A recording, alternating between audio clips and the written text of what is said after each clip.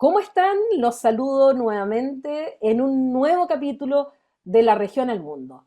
Este programa de análisis internacional que está organizado por el Centro de Estudios Europeos de la Universidad de Concepción, gracias a la Cátedra Jean Monnet de la Unión Europea y siempre aquí con invitados para analizar la actualidad, lo que está ocurriendo y tratar de acercar los temas internacionales a aquellos que no necesariamente están familiarizados con ellos. Así es que hoy día vamos a hablar de una organización internacional que muchas veces escuchamos sobre ella, pero que mayormente no conocemos su funcionamiento, y para ello tengo el gusto en este programa de contar con Isa Cort, quien fue diputado, integrante de la Comisión de Relaciones Exteriores de la Cámara de Diputadas y Diputados, y además fue también embajador ante la OEA, de lo que vamos a hablar, y que además hoy día es director de Relaciones Internacionales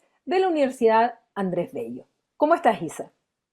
Hola Paulina, muchas gracias por la invitación. Muy contento de poder participar en este programa que se llama De la región al mundo y poder compartir justamente la visión sobre una organización tan importante, tan antigua como es la OEA. Así es, como el nombre del programa podemos jugar un poquito de la región, hablando de la región como América Latina, como América, o de la región como Biobío, desde donde transmitimos. Bueno, esta vez vamos a hablar de la región como desde el punto de vista geográfico a nivel mundial, vamos a hablar de América. La Organización de Estados Americanos, ¿qué es? ¿Quiénes la conforman? ¿Y qué funciones cumple principalmente? Bueno, la Organización de Estados Americanos, o también como se le conoce como en sus siglas OEA, es una organización multilateral que la componen 34 estados miembros que son independientes, vale decir, aquellos estados que tienen alguna relación con otro estado, como los territorios de las Antillas holandesas, francesas, no forman parte porque son estados independientes. Es la organización multilateral más antigua del mundo. Sus raíces están en la Organización Panamericana que está a fines del siglo XIX y fue un tratado en donde buscan justamente la coexistencia del multilateralismo, de la diplomacia, para poder resolver las diferencias o asumir desafíos colectivos en en un mismo instrumento, en una misma instancia. Por lo tanto, la OEA es una organización multilateral de carácter diplomática que la conforman 34 estados independientes, cuya sede está en la capital de Estados Unidos, en Washington, D.C., porque fue justamente una organización que surge al alero del panamericanismo que lo tienen como política de una política exterior a fines del siglo XIX, los gobiernos de los Estados Unidos. Ahora, dentro de la OEA, porque la ONU tiene sus órganos, la OEA, ¿cómo se organiza desde el punto de vista institucional y funcional? La OEA es una organización que tiene una Secretaría General, que es electo por todos los países miembros de esta. Chile, fíjate que tiene uno de los récords junto con Uruguay de tener la mayor cantidad de secretarios generales. Ha tenido dos secretarios generales. Uno es Carlos Dávila, que fue a mediados del siglo XX, y el segundo es José Miguel Insulza, a principios del siglo XXI. Por lo tanto, es una organización que se actúa bajo la Secretaría General y tiene cuatro pilares de desarrollo. Uno, el pilar de la democracia. En segundo lugar, el pilar del desarrollo sustentable de los países. En tercer lugar, el pilar de la seguridad transnacional. Y en cuarto lugar, el pilar de los derechos humanos. Y a su vez, la OEA tiene organismos asesores como la Comisión Interamericana de Derechos Humanos, y la OPS, la Organización Panamericana de la Salud, que son instituciones que están bajo el alero de la OEA, pero que son independientes. Y también hay otras instituciones que surgieron bajo el sistema interamericano, como el Banco Interamericano de Desarrollo, pero que hoy en día tienen vida propia y tienen un rol distinto, pero que apoyan a las políticas que va construyendo la OEA. Por ejemplo, la política de desarrollo económico de los países, el BID tiene mucho que ver. Hoy en día se han ido incorporando, Paulina, distintas otras organizaciones, como la CAF, por ejemplo, que es la Corporación de Apoyo Andino, de Fomento Andino, que también han ido siendo parte de este sistema interamericano, porque la gracia es que es un espacio de confluencia de 34 estados que data de fines del siglo XIX, pero que después está regulado, la OEA moderna está regulado en el Pacto de Bogotá, pero fíjate que una de las principales características es que aquí ningún país tiene derecho a veto. como pasa en las Naciones Unidas, y además el voto de cada país vale exactamente lo mismo. Y eso es una gracia, porque aquí tú ves como países como Estados Unidos, Canadá, México o Brasil, que son potencias en número de población, en el PIB per cápita, el voto vale exactamente lo mismo como países como San Kitts and Nevis, Saint Lucia o Antigua y Barbuda. Y eso hace que la democracia no solo sea un pilar a resguardar, sino que se viva diariamente dentro de la organización. Ahora, para las resoluciones que dicta la OEA, ¿qué quórum son los que se requieren? Ya que no hay veto, tienen que haber quórums para poder adoptar estas resoluciones. A ver, la organización después se divide su actuar diario en consejos. Hay un consejo de administración, un consejo de política financiera, pero el órgano principal es el consejo permanente, que se llama, que es el órgano mucho más político, donde ese es el que conforman los representantes de los estados, los embajadores, son los que forman el consejo permanente de la Organización de Estados Americanos. Hay distintos tipos de votaciones, como pasan las leyes como orgánicas o según grado. Hay algunas que necesitan, pero la gran mayoría de las resoluciones son por mayoría simple. Por lo tanto, tú necesitas tener 18 votos. Y aquí te voy a dar una clave. El Caribe, o el CARICOM, como se conoce, que es el Caribe anglófono, que son muchas islas pequeñitas, como las que te nombré antes, Antigua Barbuda, Barbados, Haití, República Dominicana. No, República Dominicana está en el SICA, en el Sistema Integrado de Centroamérica, pero Saint Lucia y otras, entre todas son 14 estados. Fíjate que solo ellos están a 4 votos de ser la mayoría absoluta. Por lo tanto, a pesar de su pequeña población o influencia económica dentro de la región, son una bisagra, una herramienta súper importante para conseguir justamente lo que tú me preguntas, estos 18 votos que conforman la mayoría absoluta de las resoluciones que se aprueban. Hay resoluciones que son mucho más complejas de alto quórum, como son, por ejemplo, la elección del secretario general o para decidir temas de asuntos presupuestarios. Porque fíjate que la OEA tiene un presupuesto donde los estados pagan en proporción a su porte. Y Estados Unidos de Norteamérica financia el 49,9% de la OEA. Y después vienen los cuatro grandes, que es California, perdón, es Canadá, es México, es Brasil, junto con Estados Unidos. Después vienen los países de rango medio, Argentina, Colombia, Chile, y no sé si me queda alguno más, pero son principales eso. Y después vienen como los de tercer gran rango, y después vienen los países pequeñitos, que son estas islas del Caribe. Y ahí también, para hacer cambios presupuestarios, es que se necesitan aprobar resoluciones de alto quórum. Pero la gran mayoría de las resoluciones de la OEA son definidas por una mayoría simple, que es de los miembros que conforman la OEA. Ahora, en el caso de la ONU, Estados Unidos está más o menos, su contribución es más o menos del 22%, sigue siendo el país mayor contribuyente, no con tanta diferencia como aquí, que es casi la mitad. Y una de las cosas que se le criticaba a la OEA es justamente la utilización, a la politización por parte de los Estados Unidos de esta institución. Eh, ¿Cómo tomas tú esta crítica que se ha hecho en varios periodos de la historia de la OEA y de su funcionamiento? Y sabiendo además que basta que Estados Unidos deje de pagar las cuotas como lo hace la ONU y paraliza el sistema. Aquí aún más paraliza el sistema y más aún pensando en la influencia que tiene en estas mismas islas que tú señalas, que dependen mucho también del comercio y de la vinculación con los Estados Unidos. Mira, Julián, muy interesante tu pregunta, pero yo creo que aquí hay que ser capaces de separar lo que es mito de la realidad. O sea, ha habido momentos de la historia en donde efectivamente la política exterior norteamericana tiene, tiene definiciones, hablemos de la doctrina Monroe del principio del siglo XIX, por ejemplo, que Diego Portales en su momento ya lo advirtió diciendo ojo con esto, pero también ha ido evolucionando.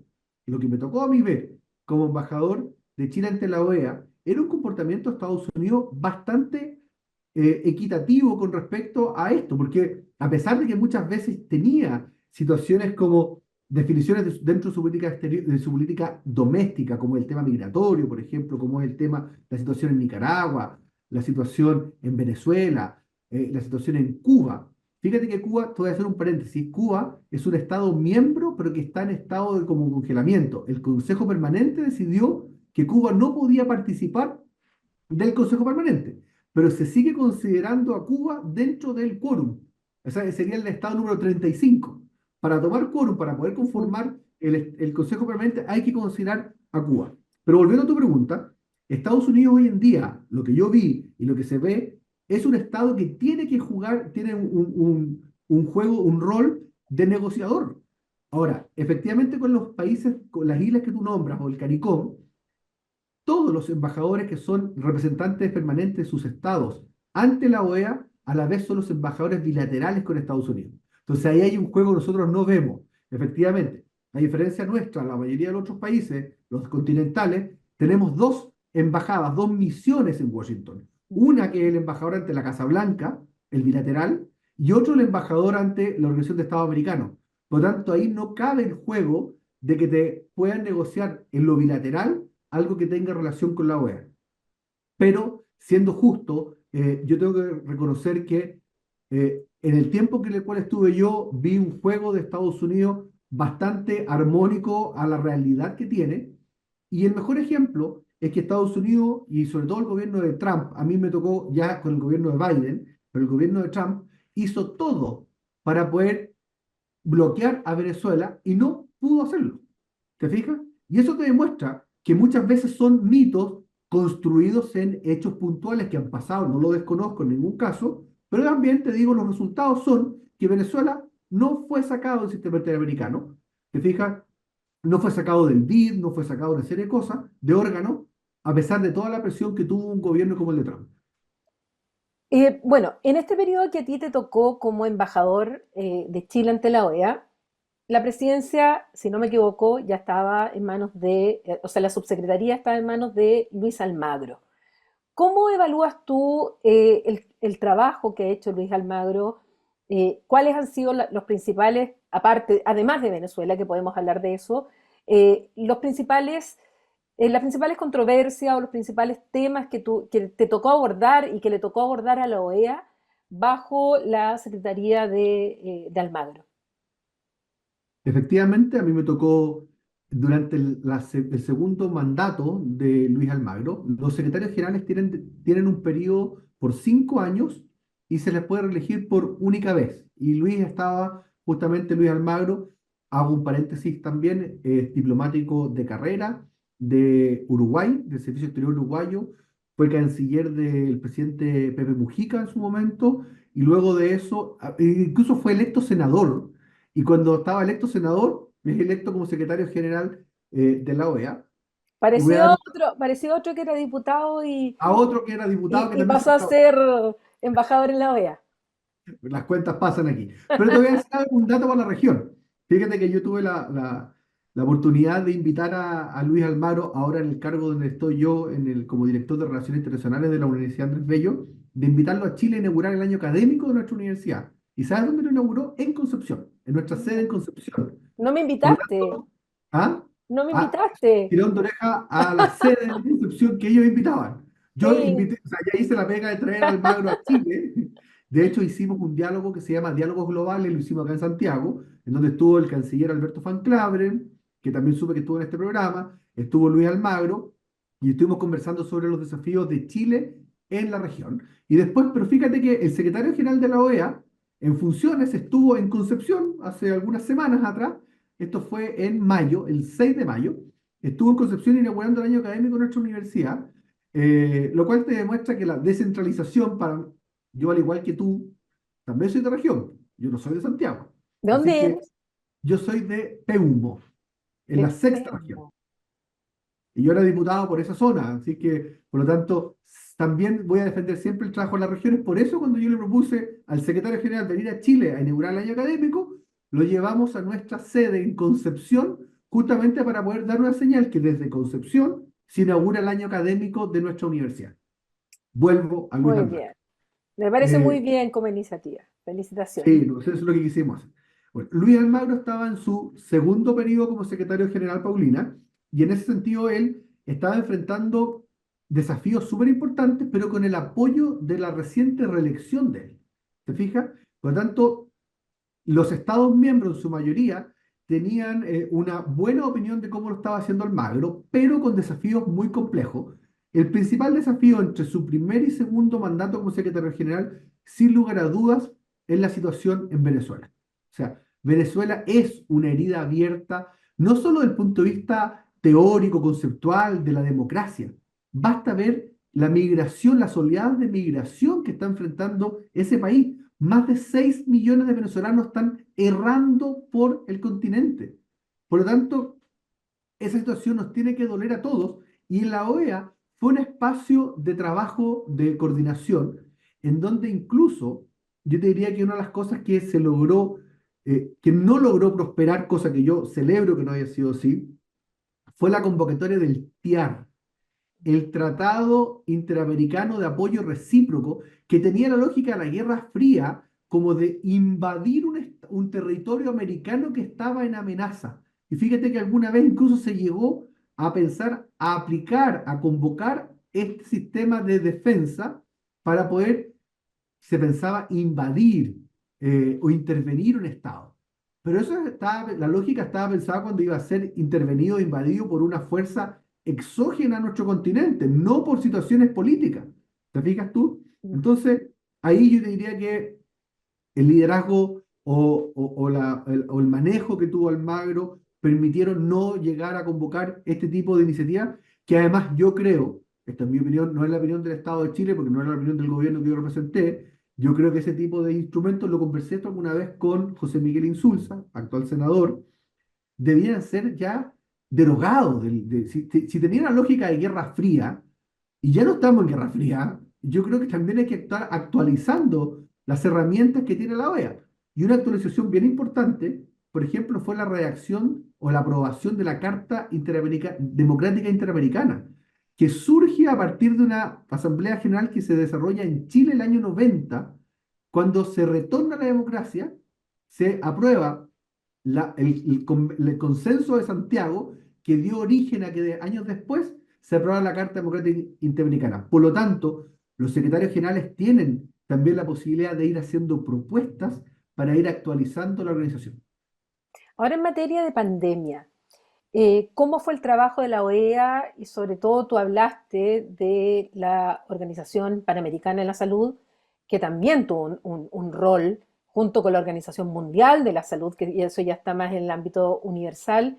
Eh, ¿Cómo fue el trabajo a nivel de interamericano, a nivel de esta organización?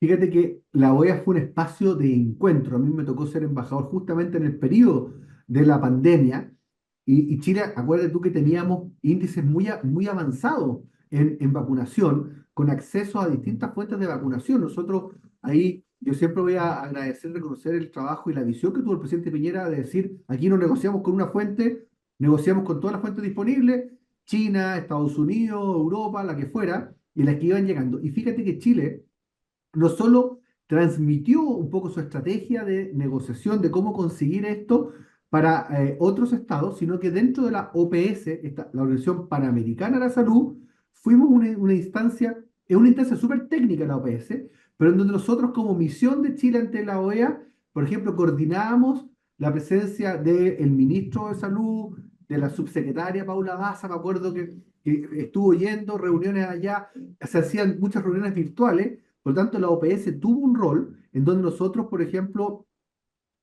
podíamos coordinar donaciones de vacuna, de dosis de vacuna, a países donde de verdad, Paulina, no tenían acceso a nada. ¿Te fijas tú? Entonces, son instancias de que el multilateralismo te permite ir en ayuda ante crisis humanitarias globales, pero también te permite a veces ir en crisis humanitarias por inundaciones, por terremotos, por una serie de otras cosas. Vale decir, no hay que solo esperar que exista una pandemia para poder activar el sistema interamericano de ayuda recíproca entre los estados. Ahora, en materia del Banco Interamericano de Desarrollo, que también lo has mencionado, no sé si te tocó a ti en el periodo o fue después, no recuerdo, pero fue la elección del director del banco o el presidente del Banco Interamericano de Desarrollo, que por tradición y desde sus orígenes había estado en manos de un latinoamericano. Y eso es lo que pedían los latinoamericanos que fuera en esta elección. Y el presidente Trump presenta un candidato de los Estados Unidos que finalmente es elegido y que fue elegido incluso con votos de los propios latinoamericanos. O sea, aquí a veces cuando se criticaba y se decía Estados Unidos, Trump impuso un candidato, la verdad es que al final, digámoslo, hubo votos latinoamericanos, no el de Chile, porque Chile no votó en aquella oportunidad Así. por el candidato que presentó Trump, pero eso Mauricio sí, Claver Carone. sí, estaba tratando de acordarme el nombre. Mauricio Claver Carone. Sí. Exacto. Y que después, bueno, después salió por otras razones del cargo. Eh, ¿Cómo se vivió ese proceso? ¿Estuviste tú en ese momento porque fue tenso? Era la posición de los estados y Chile manifestó claramente, a diferencia de otros países que se dieron vuelta, eh, que no iba a votar por un candidato que no fuera latinoamericano y no votamos por un candidato latinoamericano. No iba a romper la tradición. La Eso, tradición. sí. A ver, no, yo llegué y ya estaba electo Mauricio Claver Carone como presidente del Banco Interamericano de Desarrollo, como un hecho inédito, tal como tú lo relatas muy bien. Pero quiero contarte que los representantes de Chile ante el BID, así como los representantes de Chile ante el Fondo Monetario Internacional y ante el Banco Mundial, no son designados por la Cancillería, sino que son designados por los entes técnicos. El presidente o el director, el representante de Chile ante el directorio del BID es representado por el Ministerio de Hacienda, así como el Banco Central designa ante el Fondo Monetario Internacional y el Banco Mundial. Por lo tanto, son elecciones mucho más técnicas y yo celebro mucho que sean elecciones técnicas porque si los representantes que Chile manda van en concordancia con la política económica de Chile y cómo esto influye. Pero sí hay una coordinación con el representante ante el sistema interamericano. Por lo tanto, yo sí tenía relación, yo dentro de los saludos protocolares, por ejemplo, sí fui a saludar al Banco Interamericano de Desarrollo, sí hay una opinión política, pero la elección pura y dura la hacen los directores que representan a los estados. De hecho, Chile comparte la silla, que así se llama dentro del directorio, la comparte con Ecuador ante el BID.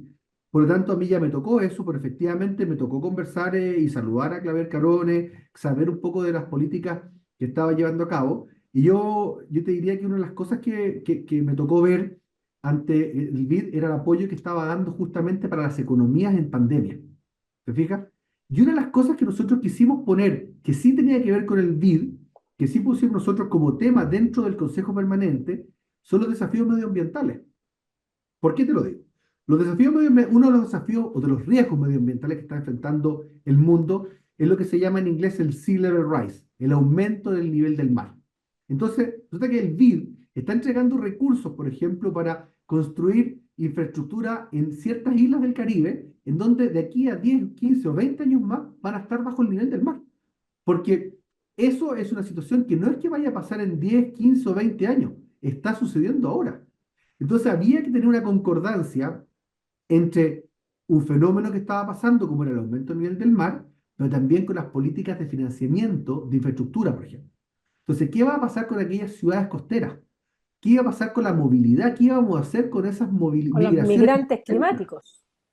¿Te fijas? Y ahí nosotros, como me tocó a mí ponerlo como embajador, y lo hicimos como gobierno, pero como misión finalmente, llevamos el tema, y que son temas de futuro. Y ese es un rol súper importante donde la OEA puede tomar debates, discusiones, y esas conclusiones las puede compartir con otros órganos multilaterales para que vayan un poco coordinándose estas políticas multilaterales. Ahora, ¿qué relación se mantiene en la práctica entre la ONU y entre la OEA?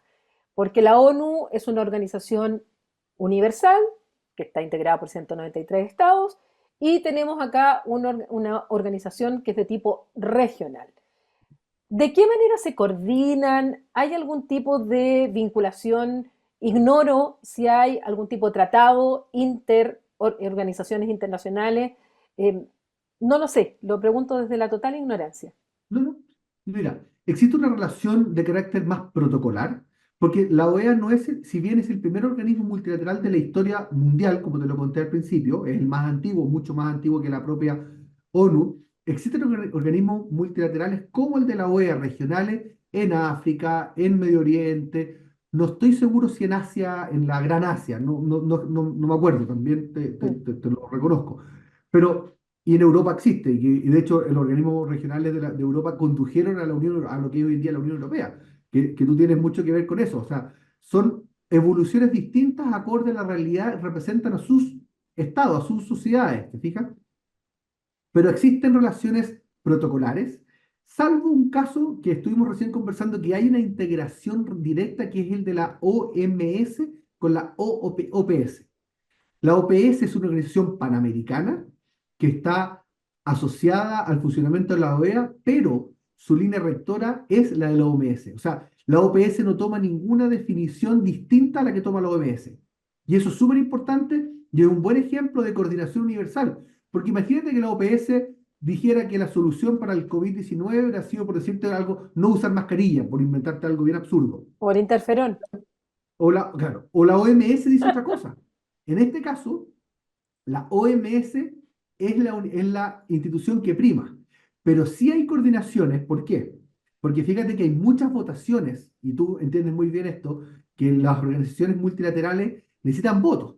Entonces aquí vienen las negociaciones de las votaciones entre los estados. Entonces yo me tocaba sí estar en mucho contacto con quien era Milenko Skobnic, Mm. embajador de Chile ante las Naciones Unidas, que estaba en Sí, Nueva sí. York, estaba muy cerca, pero nos coordinábamos con Frank Tressler, que era el embajador de Chile ante organismos internacionales en Ginebra, porque también a veces las misiones te dicen una cosa por un lado, después te dicen una cosa distinta por otra, entonces hay también una necesaria obligación o obligatoria coordinación entre las misiones de Chile ante estos organismos multilaterales, pero respondiendo a tu pregunta formal, no existe una relación directa que esté reglada entre la OEA y la ONU. Sí existe una, por ejemplo, cada vez que se hace la Asamblea General de Naciones Unidas, el secretario general de la OEA está invitado, no tiene derecho ni a voz ni a voto, pero sí está invitado y hacen relaciones, muchas veces reuniones con los jefes de Estado, con el secretario general, aprovechan de extrabar ciertos temas, pero es una relación protocolar, una relación buena de coordinación y van muchas veces relacionándose según los desafíos regionales que propongan cada una de estas organizaciones. Ahora, para terminar y aprovechando también tu expertise en este tema, ¿cómo el multilateralismo ha sido criticado, ha sido cuestionado el último tiempo en situaciones muy complejas o ahora ha sido sobre todo la organización eh, de las Naciones Unidas, el Consejo de Seguridad en particular, con las guerras, tanto sea la guerra de Ucrania, la guerra, lo que está ocurriendo en Gaza? Hay un cuestionamiento, ha habido un cuestionamiento también al multilateralismo en otras áreas. Bueno, la misma OMS estuvo bastante cuestionada en su momento por el tema de la pandemia. ¿Cómo ves tú, cuál es tu visión respecto a lo que realmente es criticable o no del multilateralismo? Sumado a que también tenemos movimientos absolutamente anti-globalización, anti-Agenda 2030, del Objetivo de Desarrollo Sostenible. Ha habido ese movimiento donde lo podemos encontrar tanto en extrema derecha como en extrema izquierda, que en eso coinciden bastante en estos temas. ¿Cómo ves? ¿Cuál es tu visión respecto a esto y a nuestra realidad tan compleja que estamos viviendo hoy día en el mundo? Buena pregunta, ¿cómo va a terminar? Es bien sesuda tu pregunta. Pero a ver, yo soy un defensor y un promotor del multilateralismo. Yo creo que la diplomacia su rol, su objetivo es justamente ir a converger, a confluir en espacios donde podamos, en primero todo, reconocer nuestras diferencias geográficas, políticas, sociales, idiomáticas, culturales, de todo aspecto, y poder converger en un espacio donde todos tengamos derecho a voz y voto para poder tomar decisiones. En segundo lugar, yo sí creo que hay una crisis que está enfrentando un multilateralismo que debe ser enfrentada con realismo, con realidad. Tú recién nombrabas algunos ejemplos, Paulina, sobre situaciones que no se están moviendo. El multilateralismo, por más voz que levanta, por más resoluciones que toma, no mueve la aguja. Y dijiste un caso que es muy sensible, como el tema de Gaza, por ejemplo. O sea, en donde vemos como un grupo terrorista como Hamas ataca a un Estado, pero después otro Estado termina asesinando a civiles, a niños, a mujeres, que son desgarradores esas imágenes, y el multilateralismo aprueba resoluciones, el secretario general Guterres saca tweets, y se cambia o no cambian las cosas, nada. ¿Te fijas?